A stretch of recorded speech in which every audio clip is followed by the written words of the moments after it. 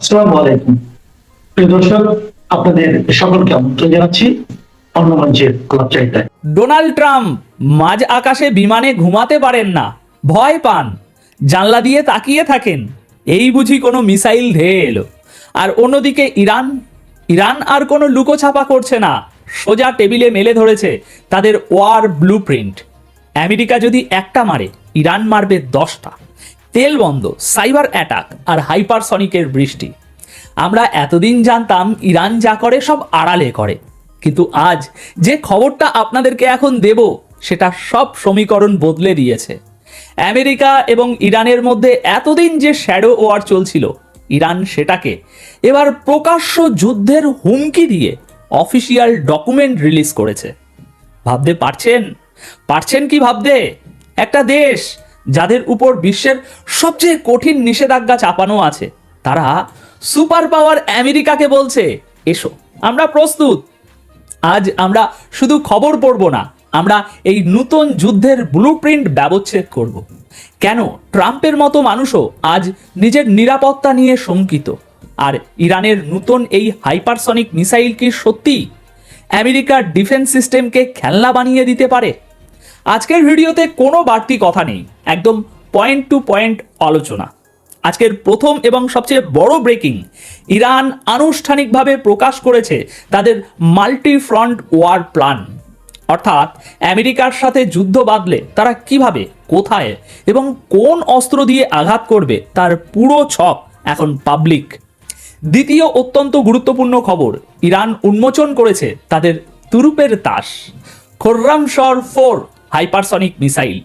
এই দানবীয় অস্ত্রটি কেন আমেরিকার ঘাঁটির জন্য জমদূত সেটা জানাবো। এবং তৃতীয় চমকপ্রদ তথ্য, আমেরিকার প্রেসিডেন্ট এবং বর্তমানের অন্যতম ক্ষমতাধর ব্যক্তি ডোনাল্ড ট্রাম্প স্বীকার করেছেন তিনি বিমানে ঘুমাতে পারেন না। কারণটা শুনলে আপনার মনে হবে ক্ষমতার মসনদে বসে থাকা লোকগুলো আসলে কতটা অসহায়।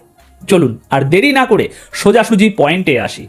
আজ 6ই ফেব্রুয়ারি শুক্রবার ইরানের আইআরজিসির সাথে যুক্ত তাসনিম নিউজ এজেন্সি একটি রিপোর্ট প্রকাশ করেছে। এটাকে সাধারণ কোনো নিউজ রিপোর্ট ভাবলে ভুল করবেন। এটা মূলত আমেরিকার প্রতি ইরানের একটা ওপেন ওয়ার্নিং লেটার। এই রিপোর্টে ইরান পরিষ্কার করে দিয়েছে, যদি আমেরিকা ইরানের কোনো নিউক্লিয়ার সাইট বা মিলিটারি বেসে ভুল করে একটা হামলাও চালায়, তবে তার জবাব লিমিটেড বা সীমিত থাকবে না। ইরান এতদিন যা করতো, মানে কিছুটা অস্বীকার করা বা ছোটোখাটো হামলা, সেটা এবার আর হবে না। দর্শক সিরিয়াসলি শুনুন প্ল্যানটা আসলে কি। ইরানের এই ডক্টরিনে বলা হয়েছে যুদ্ধটা হবে মাল্টি ফ্রন্ট বা বহুমুখী। আমেরিকা হয়তো ভাবছে তারা আকাশ থেকে বোমা ফেলে চলে যাবে, কিন্তু ইরান বলছে না বস, খেলাটা এত সহজ হতে দেব না এবার। ইরানের স্ট্র্যাটেজি হলো স্যাচুরেশন স্ট্রাইক। সহজ বাংলায় এর মানে হলো একসাথে এত বিপুল পরিমাণ মিসাইল এবং ড্রোন ছোড়া হবে যে আমেরিকার ওই বিখ্যাত প্যাট্রিয়ট বা third air defence system confuse হয়ে যাবে। ধরুন আপনার দিকে একসাথে 100টা ঢিল ছুড়লাম আমি, আপনি কটা আটকাবেন? 2, 4, 5, 10, 20টা, বাকি 50, 60, 70টা আপনার গায়েই লাগবে। ইরান ঠিক এই নীতিতেই আমেরিকাকে ঘায়েল করার ছক কষেছে। ডকুমেন্টে দাবি করা হয়েছে ইরান মাটির নিচে এমন সব আন্ডারগ্রাউন্ড মিসাইল সিটি এবং ব্যাকআপ কমান্ড নেটওয়ার্ক তৈরি করেছে যা আমেরিকার, ভালো করে শুনবেন, যা আমেরিকার প্রথম দফার নিউক্লিয়ার বা নন নিউক্লিয়ার হামলা সহ্য করেও অক্ষত থাকবে। অর্থাৎ আমেরিকা যদি ভাবে যে প্রথম আঘাতেই ইরানকে হাত পা ভেঙে দেবো, পঙ্গু করে দেব, সেগুড়ে বালি, ইরান পাল্টা মারবেই। একটা লোকাল যুদ্ধকে মুহূর্তের মধ্যে পুরো মধ্যপ্রাচ্যের মহাযুদ্ধে পরিণত করার এই যে ছক, এটা কিন্তু শুধু মিলিটারি প্ল্যান নয়, এটা একটা পলিটিক্যাল মাস্টার স্ট্রোক। সবচেয়ে ভয়ের জায়গাটা কোথায় জানেন? এই রিপোর্টে বলা হয়েছে ইরান অর্থনৈতিক ধমনী কেটে দেবে। হরমুজ প্রণালী, এই জায়গা দিয়ে বিশ্বের সিংহভাগ তেল আনা নেওয়া হয়। ইরান পরিষ্কার আবারও হুমকি দিয়েছে, যুদ্ধ লাগলে এই রুটগুলোতে বাণিজ্যিক জাহাজে হামলা হবে বলে দিচ্ছে। একবার ভাবুন, যদি হরমুজ প্রণালী বন্ধ হয়ে যায়, তেলের দাম কোথায় যাবে? আমেরিকা যুদ্ধ করতে পারে, কিন্তু নিজের দেশের মানুষের গাড়িতে তেল ভরার টাকা জোগাতে পারবে তো দীর্ঘদিন? ইরান ঠিক এই জায়গাটাতেই হাত দিয়েছে। তারা বোঝাতে চাইছে আমাদের মারলে তোমরাও বাঁচবে না, পুরো বিশ্ব এর দাম চোকাবে। এবার আসি দ্বিতীয় খবরে। কথার লড়াই তো অনেক হলো, কিন্তু ইরানের হাতে কি আসলেই সেই ক্ষমতা আছে, নাকি সবটাই ফাঁকা বুলি? আর আমিও আপনাদের বোকা বানাচ্ছি। আসুন, ইরান সম্প্রতি তাদের অস্ত্র ভাণ্ডারের সবচেয়ে ভয়ঙ্কর দানবটি খাঁচা থেকে বের করে এনেছে।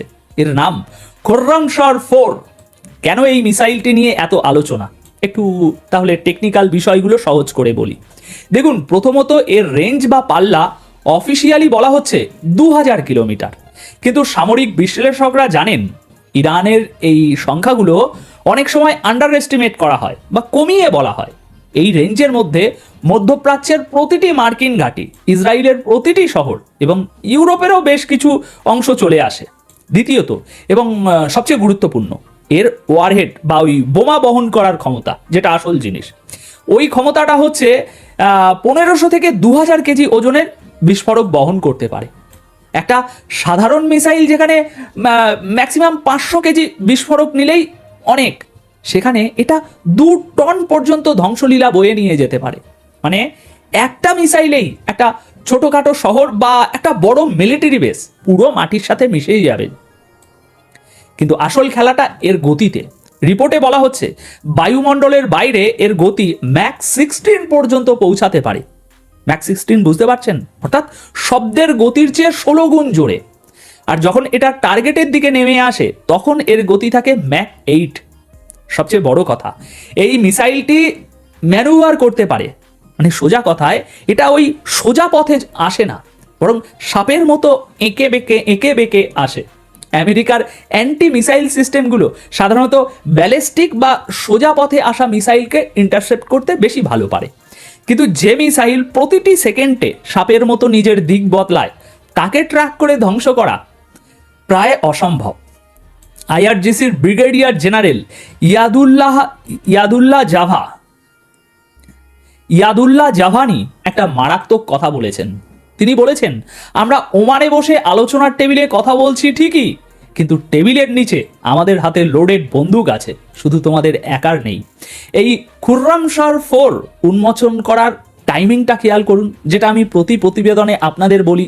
প্রতিটি খবরের টাইমিং, প্রতিটি ইভেন্টের টাইমিং খেয়াল করুন। যখন ওমানে আমেরিকা ও ইরানের মধ্যে এই বৈঠক চলছে, ঠিক তখনই এই মিসাইল দেখানো হলো। এর মানে পরিষ্কার, ইরান বলছে আমরা কথা বলবো, কিন্তু দুর্বল হয়ে নয়। তোমরা যদি ভাবো স্যাংশন দিয়ে আমাদের হাত পা ভেঙে ফেলবে, তবে এই দেখো আমাদের নতুন হাতুড়ি। জেনারেল জাভানি আরো বলেছেন, পশ্চিমীরা ইরানের মিসাইল প্রজেক্ট নিয়ে এত চিন্তিত কেন? কারণ তারা জানে ইরানের এই দাঁতগুলো ভেঙে দিতে না পারলে ইরান কামড়াতে ছাড়বে না। তারা জানে ভীতি সৃষ্টি করাই ইরানের বেঁচে থাকার একমাত্র পথ। তাই ইরান স্পষ্ট করে দিয়েছে আলোচনা হবে, কিন্তু মিসাইল আর ড্রোন নিয়ে কোনো আপোষ হবে না। এবার আসি ভিডিওর সবচেয়ে ইন্টারেস্টিং পার্টে। ডোনাল্ড ট্রাম্প, আমেরিকার ইতিহাসের অন্যতম দাপুটে নেতা এবং আগ্রাসী প্রেসিডেন্ট, যিনি কথায় কথায় যে কোনো দেশকে উড়িয়ে দেওয়ার হুমকি দিয়ে থাকেন, সেই ট্রাম্প এখন বলছেন তিনি যখনই বিমানে চড়েন তিনি নাকি শান্তিতে ঘুমাতে পারেন না। এই একটা লাইন আজকে বিশ্ব মিডিয়ায় একেবারে অ্যানালিস্টদের হাসির খোরাকে পরিণত করেছে। তিনি জানালা দিয়ে বাইরের অন্ধকারের দিকে তাকিয়ে থাকেন, তার মনে হয় এই বুঝি কোনো মিসাইল বা রকেট তার বিমানের দিকে ধেয়ে আসছে। এখন আপনার মনে হতে পারে এটা কোনো জোকস বা ট্রাম্পের ওই স্বভাবসুলভ পাগলামি, কিন্তু একটু গভীরে গিয়ে ভাবুন কেন তিনি এমনটা ভাবছেন। কারণটা হলো কাসেম সোলেমানি। আপনাদের মনে আছে নিশ্চয়ই, 2020 সালে ট্রাম্পের সরাসরি নির্দেশে ইরানের টপ জেনারেল কাসেম সোলেমানিকে বাগদাদ এয়ারপোর্টে ড্রোন হামলা করে হত্যা করা হয়েছিল। ইরান সেদিনই শপথ নিয়েছিল এর বদলা আমরা নেবই, আজ হোক বা কাল। ইরান কিন্তু ভুলে যায়নি, তারা বারবার বলেছে ট্রাম্প এবং তার তৎকালীন পররাষ্ট্রমন্ত্রী মাইক পম্পেও তাদের হিট লিস্টে আছে। ট্রাম্প এখন আমেরিকার প্রেসিডেন্ট থাকলেও, সিক্রেট সার্ভিসের ঘেরাটোপে থাকলেও তার মনে সেই ভয়টা কোথাও না কোথাও গেঁথে আছে। তিনি জানেন ইরানের স্লিপার সেলগুলো বিশ্বের যে কোনো প্রান্তে অ্যাক্টিভ হতে পারে। তাই ট্রাম্পের এই ভয় পাওয়াটা আসলে আমেরিকার বর্তমান অবস্থার একটা রূপক। আমেরিকা একসময় নিজেকে অজেয় মনে করত, তারা ভাবতো তারা 7 সমুদ্র পার করে ড্রোন দিয়ে যাকে খুশি যেখানে খুশি মেরে দেবে, তাদের গায়ে কেউ একটা আঁচড়ও কাটতে পারবে না। কিন্তু হাইপারসনিক মিসাইলের এই যুগে খোদ আমেরিকার প্রেসিডেন্টের ঘুম হারাম হয়ে গেছে। ট্রাম্পের এই স্বীকারোক্তি প্রমাণ করে যে টেকনোলজি এখন আর শুধু আমেরিকার একচেটিয়া সম্পত্তি নয়, বা বলা ভালো আমেরিকার বাপের সম্পত্তি নয়। ইরান, উত্তর কোরিয়া, চায়না, রাশিয়া, ভারত এই দেশগুলো এখন এমন টেকনোলজি আয়ত্ত করেছে যা হোয়াইট হাউসের বাসিন্দাদেরও বুকে কাঁপন ধরাতে পারে। জেনারেল জাভানি তার বক্তব্যে আরও একটা কথা বলেছেন, আমেরিকার শক্তি আর আগের মতো নেই। তারা যদি কোনো মিসক্যালকুলেশন করে সেটাই হবে তাদের শেষ ভুল। ট্রাম্পের এই অনিদ্রা রোগ হয়তো সেই ভুল হিসেবেরই একটা সাইড এফেক্ট। আপনারা কি বলেন? এখন প্রশ্ন হলো, হঠাৎ করে ইরান এত আগ্রাসী কেন হয়ে উঠল? কেন তারা একেবারে লিখিত দলিল প্রকাশ করে যুদ্ধের হুমকি দিচ্ছে আজ? দেখুন, এর পেছনে কয়েকটা বড় কারণ আছে। এক, ইসরায়েলের হুমকি। সম্প্রতি ইসরায়েল বারবার বলছে তারা ইরানের নিউক্লিয়ার সাইটে হামলা চালাবে। আমেরিকাও তাতে সায় দিচ্ছে। ইরান এই ডক্টরিন প্রকাশ করে বুঝিয়ে দিল, ইসরায়েল যদি হামলা করে তবে তার দায় আমেরিকাকেও নিতে হবে এবং আমেরিকার ঘাঁটিতেও আগুন জ্বলবে। ইরান ইসরায়েলকে আলাদা করে দেখছে না এখানে, তারা মনে করে ইসরায়েল আমেরিকারই একটা এক্সটেনশন। দুই, নেগোসিয়েশন ট্যাকটিক্স। আন্তর্জাতিক রাজনীতিতে একটা কথা আছে, you negotiate best when you are strong. Iran ওমানে আমেরিকার সাথে আলোচনা করছে ঠিকই, কিন্তু একই সময়ে নিজের হাইপারসনিক মিসাইল এবং যুদ্ধের ব্লুপ্রিন্ট দেখিয়ে তারা আসলে দরাদরি করার ক্ষমতা বাড়াচ্ছে। তারা বলতে চাইছে আমাদের শর্ত মানো, নইলে অন্য পথ খোলা আছে। আমেরিকার দুর্বলতা হলো তাদের ছড়িয়ে ছিটিয়ে থাকা হাজার হাজার সৈন্য এবং তেলের বাজার। ইরান ঠিক এই জায়গাতেই বন্দুক তাক করেছে। তিন, অভ্যন্তরীণ রাজনীতি। ইরানের ভিতরেও নানা অস্থিরতা আছে। আন্দোলন এবং অর্থনৈতিক সংকটের কারণে সরকার কিছুটা চাপে। এই সময়ে একটা বড় বহিঃশত্রুর ভয় দেখিয়ে এবং নিজেদের সামরিক সক্ষমতা প্রমাণ করে সরকার দেশের মানুষকে ঐক্যবদ্ধ করতে চাইছে। দেখুন, জাতীয়তাবাদের আফিম সব দেশেই কাজ করে, ইরানও তার ব্যতিক্রম নয়। এখন ইরানের এই ওয়ার ব্লুপ্রিন্ট কি শুধুই ভয় দেখানোর জন্য, নাকি তারা সত্যিই প্রস্তুত আত্মঘাতী হওয়ার জন্য? আর ডোনাল্ড ট্রাম্পের মতো নেতারা যখন ভয়ে ঘুমাতে পারেন না, তখন বুঝতে হবে দুনিয়ার ভারসাম্যটা কোথায় যেন একটু নড়ে গেছে।